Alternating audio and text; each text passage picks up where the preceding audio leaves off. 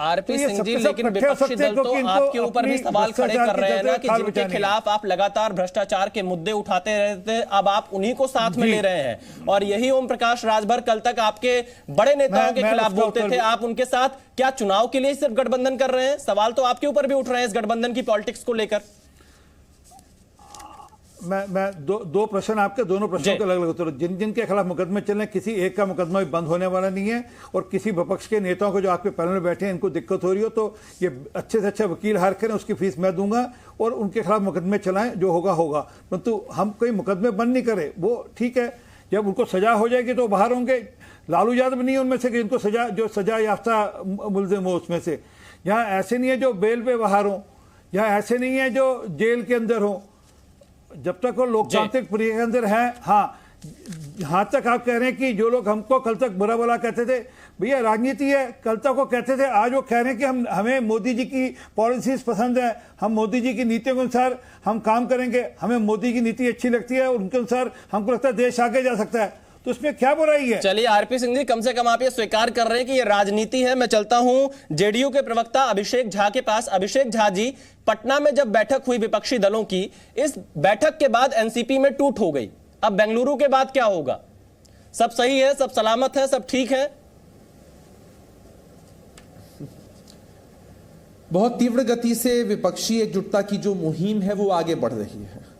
महाराष्ट्र का जो घटनाक्रम है उससे अगर कोई ये आंकने की कोशिश कर रहा है कि विपक्षी एकजुटता की मुहिम कमजोर हो जाएगी तो वो मुगालते में है। किसी एक पार्टी के कुछ लोगों को तोड़ देने से अगर भारतीय जनता पार्टी के ये लोग सोचते हैं कि पार्टी कमजोर हो गई है, पार्टी की विचारधारा और नीति कमजोर हो गई है, तो ऐसा नहीं होता। शरद पवार जी देश के और महाराष्ट्र के एक मजबूत नेता के रूप में रहे हैं।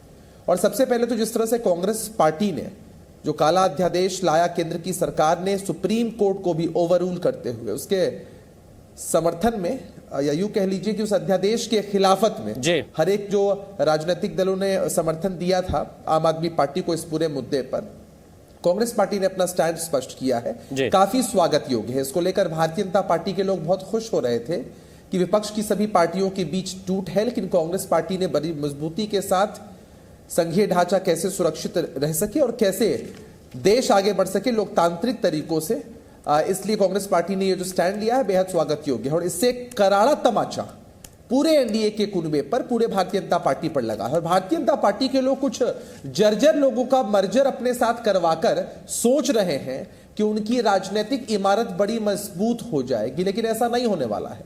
जिन भी पार्टियों की आप बात कर रहे हैं, बिहार से भी कुछ नेताओं की आप बात कर रहे हैं जो अपनी राजनीतिक जमीन तलाशने में लगे हैं कुछ समय से। अब चूंकि भारतीय जनता पार्टी के जो पुराने घटक दल रहे हैं वो तो उनके साथ देश के स्तर पर है ही नहीं, क्योंकि भारतीय जनता पार्टी ने एक ऐसी संस्कृति बनाई है कि घटक दलों के पीठ में खंजर भोंको, उनके साथ विश्वासघात करो और कोशिश करो कि जो घटक दल उनके साथ लंबे समय से राजनीति करते आए हैं उनको कैसे कमजोर किया जा सके। चिराग पासवान भी वापस जा रहे हैं, अभिषेक झा जी, आडवाणी जी, अब तो चिराग पासवान भी वापस जा रहे हैं, उनको न्योता मिल चुका है। करना है ना, नहीं चाचा और भतीजे का, नहीं चाचा और भतीजे का तो एक मॉडल है ना। चिराग पासवान जी का तो किस तरह का मिसयूज भारतीय जनता पार्टी ने 2020 के बिहार के विधानसभा के चुनाव में किया, हर किसी ने देखा। और अगर चिराग पासवान जी की ताकत अगर इतनी बड़ी होती तो बिहार में जब बाई इलेक्शंस हुए थे विधानसभा के, उनकी कॉन्स्टिट्यूएंसी में एक सीट है तारापुर, वहां उनके उम्मीदवार को महज 5000 वोट्स आए थे लगभग, जमानत तक जब्त हो गई थी। तो चिराग पासवान जी को एक बड़ा फैक्टर ये प्रेजेंट करने की कोशिश कर रहे हैं, और वो भी डोलडम की स्थिति में थे। अब चूंकि एनडीए को दिखाना है ना, भारतीय जनता पार्टी को दिखाना है कि कुछ पार्टियां उनके साथ भी है, इसलिए जिस वक्त चलिए मैं धीरेन्द्र कुमार के पास चलता हूं। एलजेपी के प्रवक्ता हमारे साथ जुड़े हुए हैं। धीरेन्द्र कुमार जी, अब तो चिराग पासवान भी एनडीए के साथ आ रहे हैं, जीतन राम मांझी भी हैं, पूरी एक लंबी चौड़ी टीम आ रही है। चाचा के साथ रहेंगे ना? अभिषेक जी आऊंगा मैं आपके पास वापस। धीरेन्द्र कुमार जी, मैं सुन रहा था सभी लोगों को बड़ा गंभीरता से। आरपी सिंह जी, मैं आपके पास वापस आऊंगा, पहले धीरेन्द्र कुमार की एक प्रतिक्रिया लेता हूं जी। रोहन जी, मैं आपके पास भी आऊंगा। जदयू के हमारे मित्र बोल रहे थे जर्जर पार्टियों का मर्जर की बात। इनकी पार्टी जेडीयू से बड़ी जर्जर पार्टी मुझे तो नहीं लगता है कि बिहार में कोई है। लगातार उनकी संख्या घटते जा रही है, और अभी उसी की मर्जर ये खुद कराना चाहते थे आदरणीय जीतन राम मांझी जी की हम पार्टी की जी। उसके चलते उन्होंने छोड़ के और इनसे अलग होने का काम किया है। और तोड़ने की बात है, अभी महाराष्ट्र की एक चर्चा कर रहे थे कि वहां पर तोड़ा गया, तो तोड़ने में इनकी पार्टी और इनके नेता को तो महारत हासिल है। बिहार आज तक तोड़ने ही का काम किया नीतीश कुमार जी। ये अलग बात है कि अब वो खुद टूटते जा रहे हैं, क्योंकि तोड़ते तोड़ते अब कुछ मिल नहीं रहा है तो अपने ही कुनबे को तोड़ रहे हैं। वो बिहार में खुद से इनको आज तक बढ़िया से एक समर्थन नहीं मिल सका कि अकेले दम पे ये सरकार बना सके, और दूसरे के चेहरे और दूसरे की नीतियों पे ये लंबा चौड़ा भाषण दे रहे हैं। तो खैर ये इनको जो मिला है अभी ऊपर से उतना ही बोलेंगे, इसमें इनका कोई कसूर नहीं है।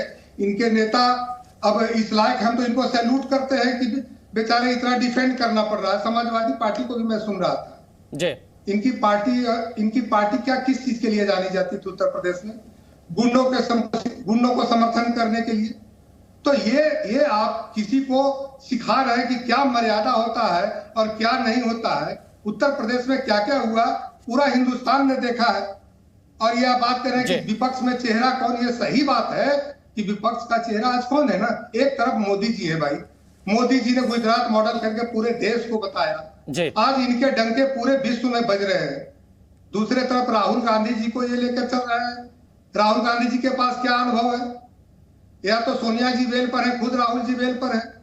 दूसरे इनके बड़े नेता लालू जी हैं जिनके साथ ये गठबंधन कर रहे हैं, खुद सजा याफ्ता है कोर्ट से भाई। उनको ये अपना रोल मॉडल और ब्रांड एम्बेसडर बना के घूम रहे हैं।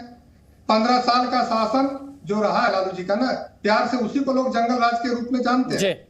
ममता बनर्जी जी को आप देख लीजिए ना, मैं 10 सेकंड और, ममता जी इनके साथ है। ममता जी के जो वहां पे गुंडागर्दी है या कह लीजिए घोटाले है, पूरे देश जान रही है। अभी पंचायत चुनाव में आपने देखा है। तो इनके साथ केजरीवाल जी अब आए हैं, नया नया समर्थन हुआ है, सभी लोग स्वागत कर रहे हैं। जी न्यूज़।